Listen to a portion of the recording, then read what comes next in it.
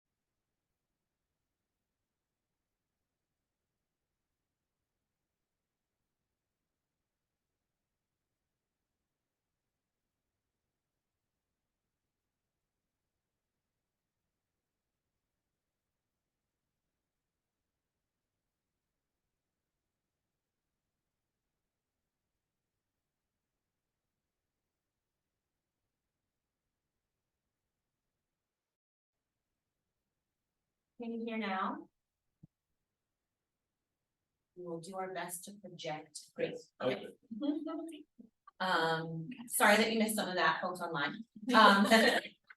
You can watch the recording for those couple of minutes. My name is McKenzie Jones, and I have a few different cooperative hats that I wear. Today I'm mostly representing a nonprofit business that I founded called the Workplace.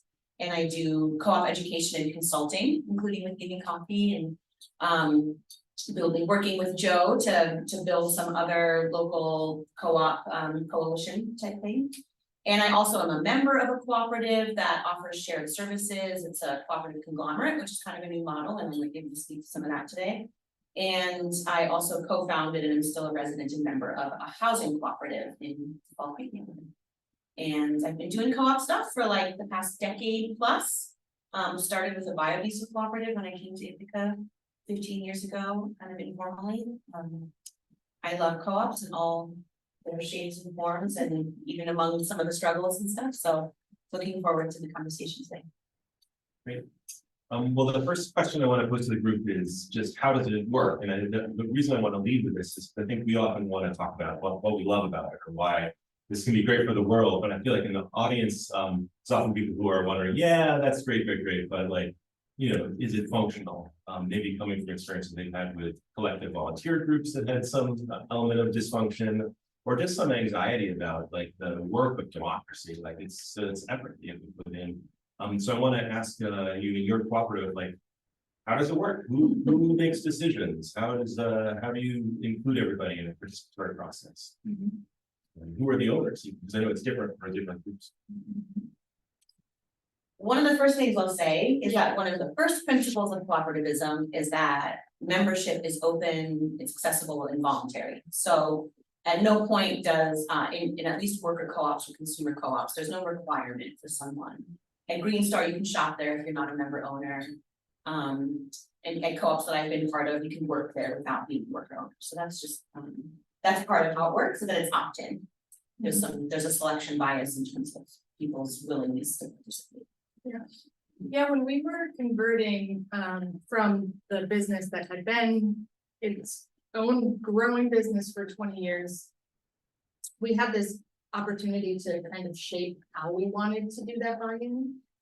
We talked to some co-ops that said, for worker-owned co-ops, that they didn't want to hire people that weren't going to be members, right? So they didn't want to leave it voluntary or optional, because they thought that it was such a core part of their business and their mission that they wanted people who were really bought in and wanted to be members and wanted to see that co-op grow. We didn't go that direction for us. For many reasons, it's not, we don't operate a business that has a lot of, or at least 100% of long-term employees. We operate a food service business and a hospitality business in a college town where there's a lot of turnover and, you know, people that are just leaving college and trying to figure out their next step. It wouldn't make sense for us. It would really shrink our pool of applicants and employee, like to put that employee like retention in place. So you must be in there. So that's the first thing that I would say about how it works for us, is that we do have a voluntary structure, not only because it's an important part of this core principle of cooperativism, but it just made sense for a business model. So we looked at a few different options for how we wanted to set up our co-op. We could do it in this sort of like traditional management structure with a board as our governance, and that's what we ended up doing.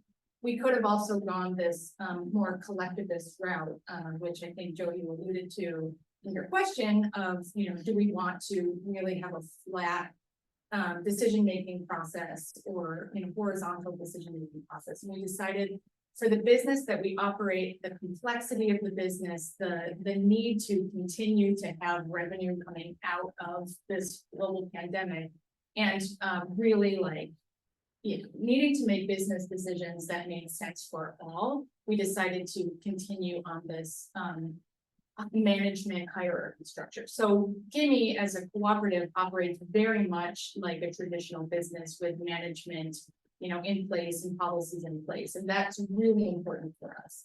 But the board governance and the membership input angle is new. In terms of, looking at our strategic plan over the next couple of years and making decisions about where we're going to be investing our time and our resources, where we're going to be focusing on certain projects within our budget for the next 2 to 3 years.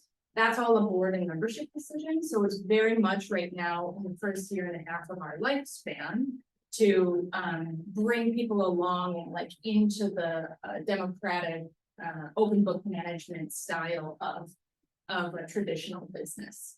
And that's how it works for us. Colleen, could you just add, how many employee owners do you have? We have 26 employee owners. We have about 55 employees, and of those 55 employees, according to our bylaws, there's, I think, it changes every month, but only about 33 of them are eligible to be owners. So we have 26 owners, 33 that are eligible, and then 55 that are actually employees. Because we require that you are at Gimme for at least 1 year before you can start that process of becoming. So we're very different at Buffalo Street, folks, we being a consumer, non-corporate owned co-op, but our structure ends up being very similar. First of all, just to back up, when this bookstore became a cooperative in 2011, it was really a last-ditch effort to save the only, at that time, independent bookstore in town. And a group of people came together and contributed enough money to buy out the owner at that time who was threatening to just close the doors. So it was not, there was obviously an urgency and need, but I'm not sure I would say there was a whole lot of forethought into what is this going to look like for the long term. As it stands, it's worked out, but it's been rocky because the independent world is rocky, which we'll get to. But our structure is that anyone can become an owner. It's a one-time $250 fee, which can also be paid in $10, $25 increments. And we have a board, thank the Lord. I don't know what I would have done without the board in the pandemic years, especially. But I call them my vision board. And we also have instituted recently that once someone has worked in the store for a year, they automatically also become an owner. That was something that I was just like, this people should be owners if they're invested in working here. Yeah, so that's the basics. Same follow-up question, how many people are owners? We have about 1,000 owners, and yep, many people in my. And it really is interesting because there are times when we've been like, oh, we should really make a push for ownership. And when we do that, we don't get a whole lot of response. But we get a steady amount of owners every year. It's just the people who get it and want to be part of it do that. And there are some benefits, but not the least of which is a wonderful, nice big sticker that says I am a host. I'll add a little bit to the just kind of broader co-op context that I think when it comes to decision making, scale matters so much. So if you've got 1,000 member owners, they're not all going to be making decisions together all the time. It's a little bit easier at the scale of 26 member owners to participate in strategizing and voting on things. I've been a member of small co-ops, and we made every decision together and really strived for like a non-hierarchical flat structure, which took a lot of effort, but at times was very successful. The co-op that I'm a member of now has, the worker-owned co-op that I'm a member of has over 100 members. And so there are lots of decisions that are made on a day-to-day basis by managers, and there's a hierarchy in place because, as Colleen mentioned, it's just required for the sustainability of the business operations. It's important to distinguish between the day-to-day stuff that happens and then the governance stuff that happens. And in my housing co-op, there are 4 households, and so we make every decision together, even around like what plant goes where. So sometimes decision making in a co-op can feel tedious, it can feel challenging. But co-ops tend to operate with like, there are a lot of tools for co-ops, I'll say, around shared decision making. Having a decision making matrix or like guideline is something that I always recommend to co-ops, so that, you know, before a decision needs to be made, who will make it around like approving a budget or deciding to hire or moving locations. If Buffalo Street folks were to move from DeWitt Mall, maybe 1,000 consumer owner members would participate in deciding that, maybe they wouldn't. But having some kind of framework for how those decisions are made is really important, and often a lot of those are very rooted in a co-op's bylaws or like foundational operating agreements. My next question is like, what do you like about it? And it's, I don't mean this not theoretically, like what outcomes does it produce, but like, what are those day-to-day moments when you're in your co-op and you're like, "Ooh, like, thank goodness we're cooperative, this is really helpful right now," compared to if you were in a different business. Well, I have a happy story about housing cooperative living, which is that there have been times when individual members in the housing co-op have had difficulty financially.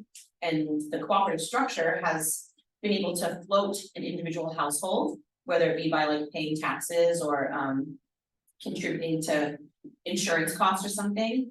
And so that, like, the very tangible nature of a collective ownership of property that keeps people housed, as opposed to like the standard nature of people being evicted or like houses being foreclosed upon. That's huge. I mean, that is a little bit of a theoretical outcome, but I've also seen it like happen in practice. And the togetherness, it feels, you know, like making decisions together, working through conflicts together.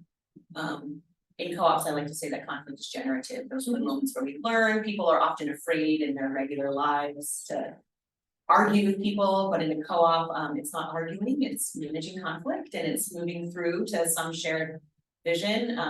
And I've been part of lots of decisions where like no individual person would have come to that conclusion, but it was the best conclusion. Those are Yeah, I can definitely, I mean, I feel this strongly every single day, and it was somewhat of a surprise when I first took over. I like to say we have a novel model for independent bookstores, a cooperatively owned bookstore. And it, part of it is that all independent bookstores have to be central to their community to survive. It's a symbiotic relationship, and our being a cooperative just makes that feel extra true. And I think it helps us live our values because of that. And so when I think about our community, I'm very deliberate about thinking about the widest possible spectrum of our community in every aspect of what I do. And plus we have a built-in strong circle of truly invested owners, people who really, really care about the bookstore. And in the past, I think the bookstore relied on them in emergencies. They would always be like, "Oh no, we're almost out of money again, help us." And we've been working really, really hard, the board and I, over the last few years to turn that around and to get out of the scarcity mindset. And, you know, just recently we raised $25,000 to renovate our reading room on the side room. Again, much part of our community focus. We have so many events that are impactful for the community in there. And also just to know that when we go out with requests like that, and we can share our vision, that our owners and other community members get it and really support us. And I feel like that's really a huge benefit of being a co-op for us. Yeah. I feel like all co-op models are like novel models. Like we're all under this umbrella. Right, but there's something different about every single one. Yeah, maybe you could say that about any business, but the unique aspect of, you know, each individual co-ops is just a thing of beauty, like in and of itself, right? And you know, for Gimme, I feel like it's really no exception. We have a very, very unique model as a hospitality business, not only in the area, but across the entire country. We're one of the only coffee cooperatives in the United States. We're like the largest co-op union model in the United States, I think, in the coffee industry or the hospitality industry. So we're very focused, you know, not only on worker empowerment and building equity for the employee owners, but more broadly, because we have this, you know, this disparity between, like, people that are working for tips and people that are working on salary. And that, you know, these are very extractive models in a very extractive industry. What we're trying to do is build more equity across the board. So it's important to have, you know, labor organization on one side to advocate for income and to advocate for conditions of employment.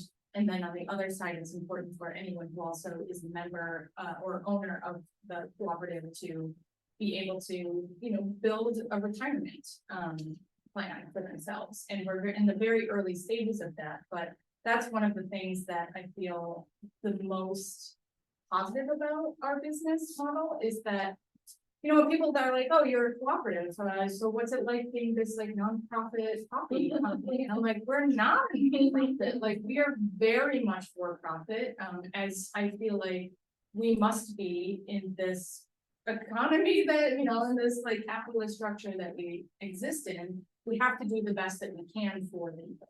And this is how we feel that we can do the best for people, is to start building equity and the patronage that comes out of that, but also the living wage throughout the year, right? So we have a certification with the only national living wage certifier in the country. And every year we incrementally plus, you know, it's inflation plus a certain percentage raise wages. And this is a really core part of our budget strategy, is to, you know, make sure. There are some businesses that are like, we don't want labor to be over, you know, X percentage of our annual budget. I'm like, yeah, that's important, but let's look at the bottom line for worker well-being and the people that we want to be maintaining their business.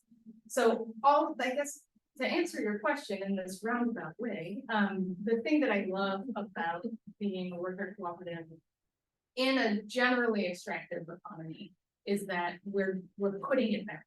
You know, we're constantly reinvesting in the people that make our business thrive all across our value chain, and that is a unique model for the industry that we exist in. And it doesn't, you know, in the past, if we had a problem, we didn't have a business owner that believed in people, that believed that the employees were the best asset of the company, you know, if you want to look at it that way. And at this point, you know, if we have to raise prices, we can easily explain to people about cost of labor and the importance of being a cooperative and the importance of buying fair trade coffee and all of this stuff. And I think it does bring the community along for the ride, whether or not we're worker co-op, Right. No, community supported co-op. We're very much community supported business. To be able to do some person. Yeah, it happened. I know. It feels good making that collective decision, or at least being able to explain in a way that's like, you know, we're not holding on to the books of the company because there's something like bad or nefarious going on, or I'm gonna take my owner distribution. It's very open, it's very transparent, and we try as best as we can to explain complicated financial scenario to people that don't have training in it. And it's not part of their day-to-day life, but are interested. Yeah. I can jump there because I did make that comment about being able to raise prices, and sort of leads right into the next question, Joe, if you can ask that. In that, indie bookstores face very unique challenges. We are not like any other traditional retail you might encounter, although we seem just like a store. But because we do so much community service, there is actually a model now for making indie bookstores nonprofit. There are a couple of them in the country. And the benefit is the community good is book selling. But we are not a nonprofit, and we challenged it to include things like the fact that the publishing industry sets pricing and sets the discounts. And we are legally not allowed to change the price on a book. It's that price. It doesn't matter if our community could pay more or not. It doesn't, it's, you know, there's some ease in that, but it means that our margins are so much thinner than almost any other retail environment. In fact, the region that we are in, the American Bookseller Association reported that the average profit of an independent bookstore in 2021 was 1.1%. And that's the average. And the other side of that is that many independent bookstores are passion projects. They are owned by an individual who has the resources and wants to do this incredible thing of offering books in their community and doesn't have to pay themselves or has other, and so that 1.1% includes all of those bookstores. Well, true, but they're lovely, but, and so that's another whole challenge, that our model is inherently flawed because it has this weird built-in thing. And then, of course, there's Amazon.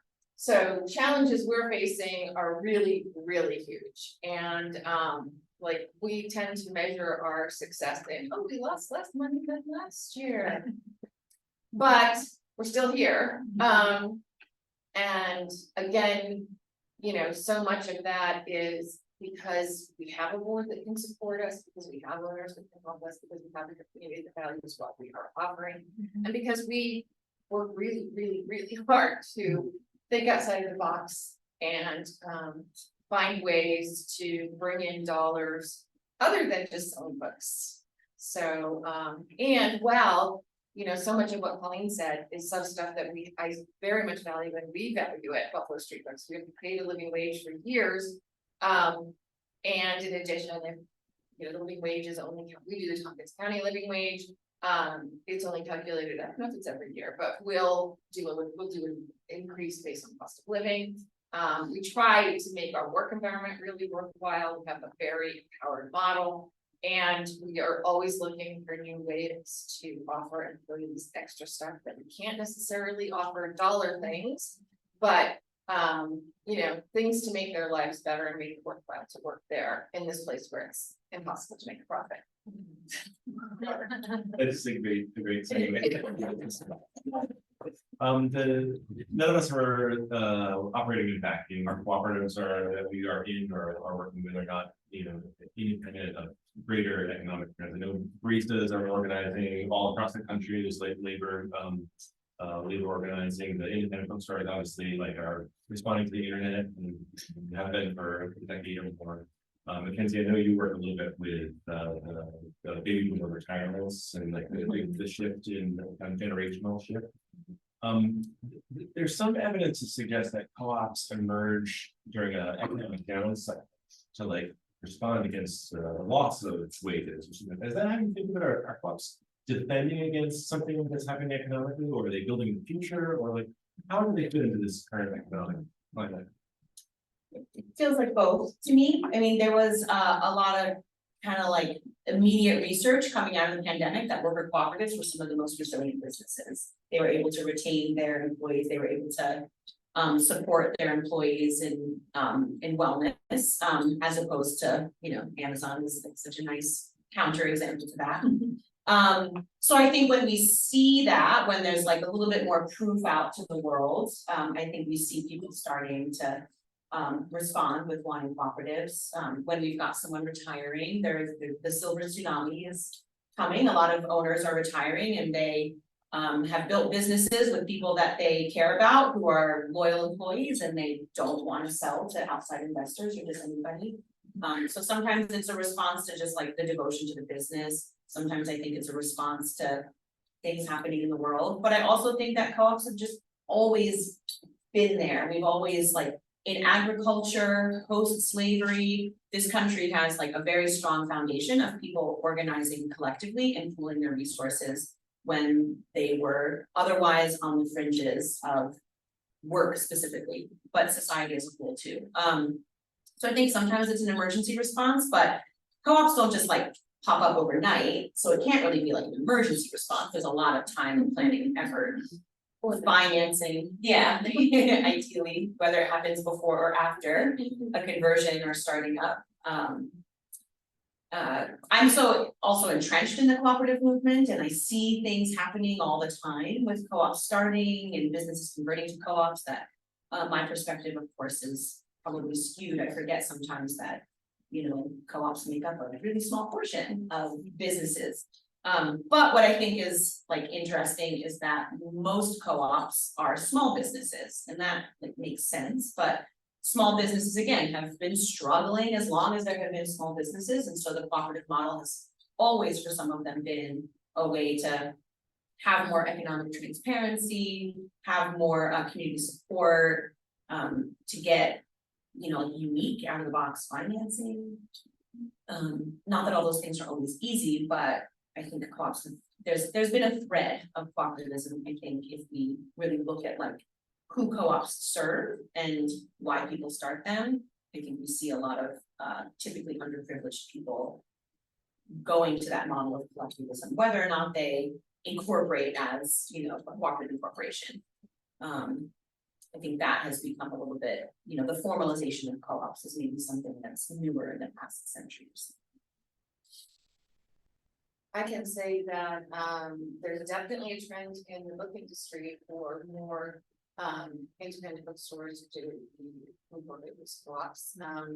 There's been a big rise in worker co-ops. It's funny because since Buffalo Street Books has been a cooperative for so long, whenever a new store is thinking about doing this, I get a call. And I'm like, but I wasn't here when it started. I don't know anything. But I've talked to so many fledgling co-ops in that role.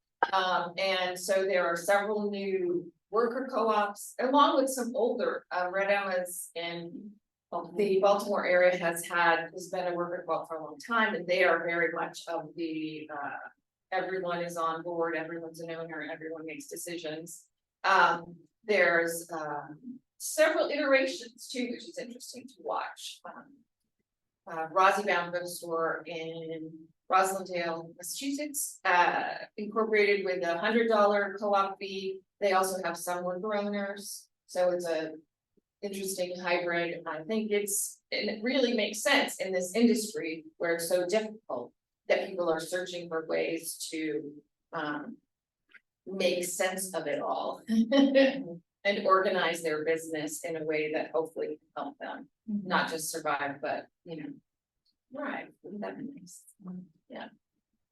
Yeah, I mean, I haven't done much of a study, and I've read a couple of articles as we're going through the conversion process, but I feel like you have much more of a broader perspective of the co-ops, and you too, Joe, working in the financial side of it. Like why co-ops are converting, and how many calls they're getting, and the prospective businesses are looking into it, whether they're starting from that place or looking to convert. But from my experience, most of the calls that I get from people are like kind of senior leadership in companies that know that the owner wants to retire, or that are looking for, they want to get out of the business, and how did we do it, and what should they be looking for, and who should they talk to. And that's part of the other principle is of cooperativism is co-ops helping with their co-ops, whether or not you're actually a cooperative or you're wanting to go that way. That's where we come in and we say we want to support you on this journey, whether you're like in the coffee industry or not, or even in the area. You're not a competitor of ours, right? So we all want to sort of bring this vision of worker equity up together. And I don't know, what is the statistic of how many co-ops are in the United States? So every year, the US Federation of Worker Cooperatives and their research institute called the Democracy at Work Institute, Joe used to be part of DAWI, they put out a state of the sector report, and I feel like there are like 550, does that sound like the right number? Like registered incorporated co-ops that worker owned co-ops, okay. Yeah, that complete the census. Worker owned co-ops, I also know, make up a small percentage of co-ops in the country. There are considerably more retail consumer cooperatives and housing cooperatives. And there are also a lot more producer co-ops. Like Handwork is an example of a producer co-op. It's not quite a worker owned co-op, but there's a collective nature to be, you know, people who produce things share retail space and responsibilities. So yeah, worker owned co-ops make up the smallest percentage of co-ops in the United States, and there are not even 1,000 of them, not even close yet. Right. So yeah, I mean, I think that's where most of my experience with co-ops come from, working with coffee producer organizations, right? And those cooperatives are made up of smallholder members that can't aggregate their product any other way. So it's a way for them to access market, and it's a way for them to pull resources and have lower cost of services across all the members, and be in control of their own market. Right? And so I think to your question, Joe, like, do these co-ops come up in times of need or strife? It's definitely been that way all across, Central America and the coffee producing world, for people that are under-resourced or marginalized and don't have access to any other, methods of empowerment. And it's a way of them to fight against this like super liberalized marketplace. And for Gimme, it was an idea pre-pandemic, but it came out of this, like, the owner didn't want to be involved in it. The owner was sort of tired of trying to, wrangle the business towards a vision. And what happened during the pandemic was, as we started that slow process of exploring how to transition it into a worker-owned business, the co-op expedited that, not the timeline, it definitely slowed down the timeline, but it expedited that like internal fire, that flame, within everyone, because we realized if we don't do it, no one else will. And he will shut the doors on us, and we will be out of a job, or he'll sell it to somebody else who's gonna go through that same process of, a little bit of more opaque budgeting or last minute road decisions that are gonna impact all of our lives. And so how do we do this? How do we work together in order to have the future that we want? We want to have these jobs for ourselves. We want them to be high quality jobs. So it did come for us out of that necessity to sort of think about what's going to happen in the future. Just to follow up on the Central American coffee policy, I know you worked in like fair trade policy a little bit.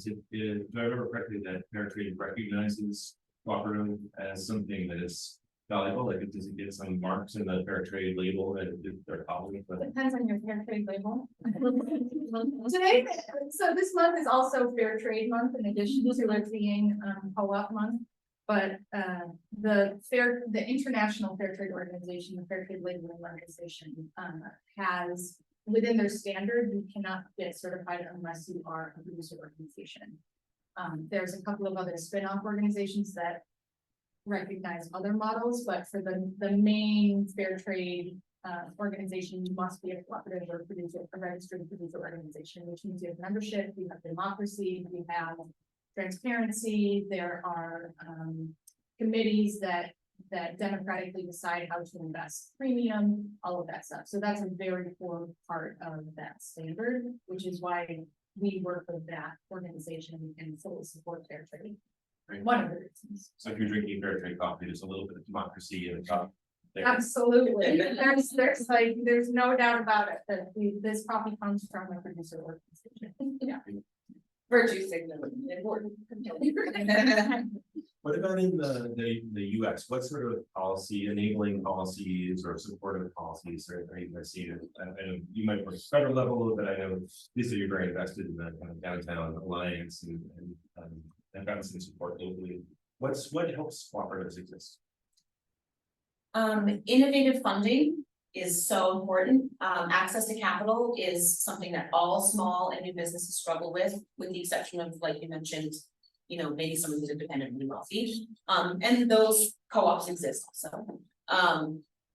But there has been a lot of legislation in previous years, like some of the states at the federal level, that just makes it a little easier for co-ops to get access to capital, because co-ops exist within a capitalist structure, but they are inherently anti-capitalist in that their mission is not to generate great profit for an owning class, but for all owners to have access to equitable profit.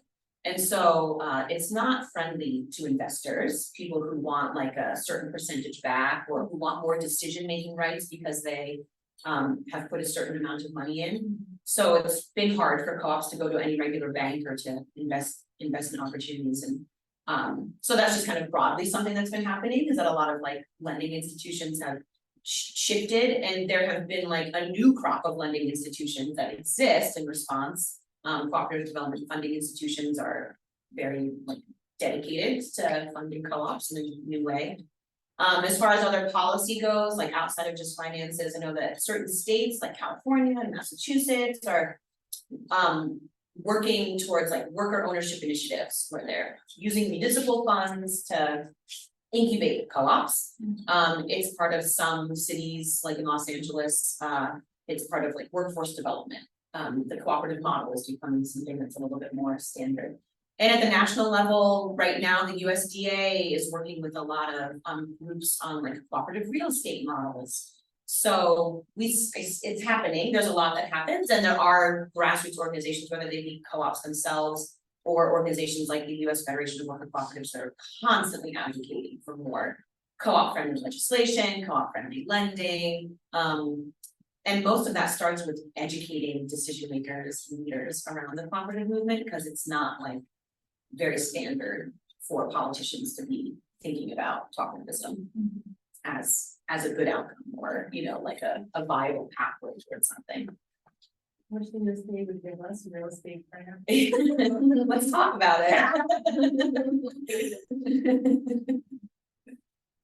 Yeah, I mean, I think that there isn't, I mean, honestly, it's an interesting point, is there more we could be doing even at the local level to generate more people knowledgeable about co-ops, interested in creating co-ops? Love to talk a little bit about that. But yeah. Not so much. I would. So, but you've gotten some support from the downtown. We have, I mean, I think it's not so much as a co-op, but as a small business, Small business. right? I mean, one recent project of the Downtown Neighborhood Alliance was that when we're gonna get all these names wrong, all these projects, but Tompkins County got money as a result of the pandemic for COVID relief that they offered, applied for through the legislature for grants to nonprofits and small businesses. They had a certain amount of dollars. Bazillions of people applied. It went to all nonprofits and no small businesses, but Downtown Neighborhood Alliance applied for small grants. So when they had, I think $8,000 grants to be able to support, and we applied for that, and we have gotten that. So that was a smart decision on their part, to try to at least capture a little bit of that for some small businesses locally. But yeah, I mean, I think it would be, we're all becoming more connected, and I think that working on, I mean, I feel like it'd be so great if more people saw this and learned about all of us. Lots of times, I mean, we have a bookmark that is all about the fact we're a co-op, why we're a co-op, why it's important, what it means, and people still don't know that we're a co-op all the time. And I think that virtue signaling piece, as much as that's sort of silly thing, I do think that people feel good when they do know it. There's an added benefit when you feel like you are supporting a business that's focus is on bettering for all as opposed to just making a profit. And so it'd be great for us to all be able to support each other in that way too. Sure. I mean, we all shop at each other's places and do business with each other in various ways, but I'd love to do more education. Is Gimme taking advantage of any national or statewide supports? Not at this point. I mean, we had obviously some support through the pandemic, through the federal government, which without which we would not be open to the city. Without a very conservative approach to those funds, we would not be open today. And yeah, we have not really explored much more beyond that. So the last year has been very challenging for us to look anywhere outside of our current operating model. And we're hoping that after this next year, we'll be able to do that with a little bit more properly. One thing I'll say, there are some kind of fun workarounds because there's funding and support that aren't necessarily specifically meant for co-ops. Maybe they're for women-owned businesses or BIPOC-owned businesses. If you're a member of a worker-owned cooperative or consumer-owned cooperative, and the makeup of your 26 owners is more women than others, then you're eligible, right? So there are some kind of Thanks, I always wondered about that. Yeah, we are applying for that. We also looked into being an LGBTQ plus business. The requirements for proof of that are absolutely insane. Invasive. Oh, it's so invasive, so I knew we were gonna forget that. Yeah. But yeah, we are fine to do it. Yeah. Oh, yeah, it's like. Get a letter from your therapist. Boy. Like you're gay. Like, Wow. oh my. Wow. Yeah. Sure, yeah, sure. Well, I'm gonna ask one more question and then we're gonna also invite folks who are on the Zoom call to put their questions in the chat or to unmute themselves when we get to that point too, if they want to, more people in the room as well. I'm curious what was surprising to you about being in a co-op? A lot of people are curious about it, but they look at it from the outside and they, then once they're on the inside, something is they wouldn't, is that what, if you wanted to give people the secret insights from the inside of the co-op, what would people not know from the outside? I would say one thing is that people ask me all the time if it's hard to have a board. If it, slows down the process or impedes your decision making, and I mean, maybe once in a while it slows down something, but for the most part, it's just an added benefit. Especially when you have a really educated and committed board, which I have right now, that, I could send several different board members off to, and they could represent me. They're that, with the understanding where we are, understanding the industry. So having a board has been a wonderful surprise and bonus. And then the other thing I already hit on, which was just that sense of community support and the investment from owners who, I mean, just the little ways that people go out of their way as an owner of the store to be supportive, whether it's checking in, whether it's, quietly slipping you a little check every once in a while extra, or, buying all their books there and being very vocal about that, whatever those ways are. It's really powerful and pleasant to be a part of. Yeah, just like drawing on some of the lessons from our first year. I think it's surprising for people externally and internally to the company and the co-op itself, just the amount of information that can be shared and the amount of information that can't be shared. And building trust and processes of integrity around information that can be shared more broadly than a board or even more broadly than the management team, based on just like HR requirements and things like that. If that's been a really important lesson for us to continue to follow up with internally, that you don't just get a free pass because you're an owner, or you don't just get a free pass because you're an employee that's worked there for 5 years. Everyone has to follow the same policies. We have the same methods of, investigation, or we have the same methods of, making sure that we have, that we're following the law and other regulations so that we can move forward as a business into the future. And that has been a big surprise that people weren't aware of that, and now they are. And there's still obviously questions that we always have to deal with, but building that trust is a long-term process, and you can see it, I feel like, reflected in our employees, that they're figuring that out.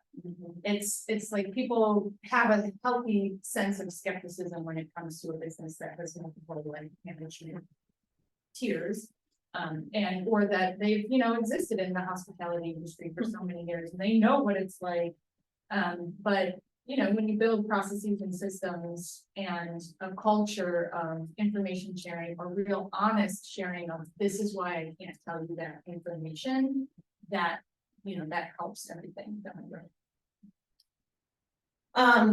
Well, I can talk about the things I love about co-ops forever and like the positive things, and I think just to kind of balance the perspective, some things that have surprised me about co-ops are that I typically enter like membership in a co-op or consulting with a co-op with a lot of like faith and positivity and optimism about the model. And I've sometimes been surprised that we're all still humans and sometimes greed is still present, even in a cooperative model.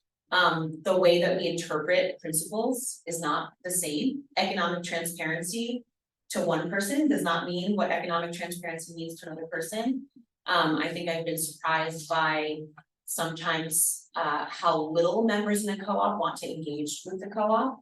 I've been surprised by how by just like how non-cooperative cooperators sometimes behave. It's really interesting. Like work still sometimes happens in a silo and things aren't always like visible or shared, and sometimes I've been surprised by, especially in co-ops that have management structures because they're larger or the nature of the business. I've been surprised by the decisions that are made by individual people as opposed to by all members.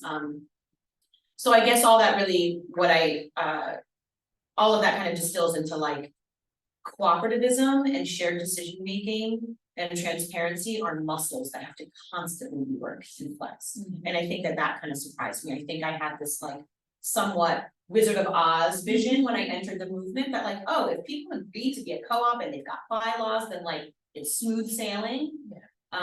Even if there's work to do it, like everyone's on the same page. And that's not true. Like people have to really like continue to like come to cooperativism with individual integrity and shared integrity, and it's a different way of working together and operating that I think is surprising to members, and it's been surprising to me how sometimes people don't really want to show up for it the way that they need to.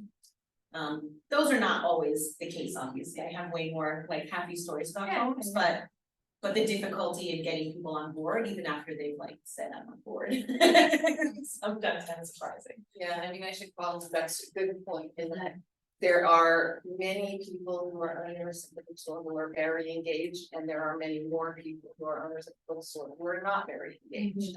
And that's always something we wanna work on and try to understand and see if we can engage more of them, but that goes that way. The other surprising, not so happy thing is sometimes like bylaws can hold you back. Yeah.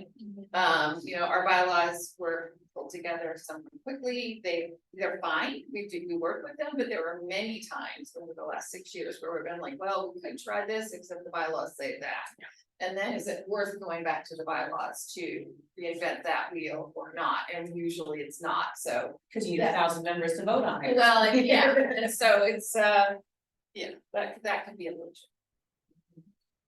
Let's open it up to Mary, if you have things you want to say at the end, but I wanted to make one more opportunity for people to say like something that's the tip of their tongue that they wish they had said during this, or if there's anything lingering that you want to get off your chest. Yeah. It's great sacrifice that's being made.